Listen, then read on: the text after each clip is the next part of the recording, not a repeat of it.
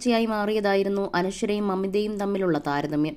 ഇപ്പോഴിതാ തന്നെയും മമിതയെയും കുറിച്ചുള്ള സോഷ്യൽ മീഡിയ താരതമ്യങ്ങളെക്കുറിച്ച് സംസാരിക്കുകയാണ് അനശ്വര രാജൻ. ഒരു ഇന്റർവ്യൂവിലാണ് അനശ്വര മനസ്സ് തുറന്നത്. ആ വാക്കുകൾ ഇങ്ങനെയാണ്: ഞങ്ങളെല്ലാം ഒരേ ഗ്രൂപ്പിലുള്ളവരാണ്, സുഹൃത്തുക്കളാണ്. ഞങ്ങൾക്കിടയിൽ ഒരു താരതമ്യമോ മത്സരമോ ആവശ്യമില്ല. ആരോഗ്യപരമായ മത്സരമാണെങ്കിൽ അത് എല്ലാവരുടെയും ഇടയിലുണ്ട്. അല്ലാതെ അവരെക്കാൾ നന്നാകണമെന്ന് എനിക്കോ മറ്റാർക്കോ ഉണ്ടെന്ന് തോന്നുന്നില്ല.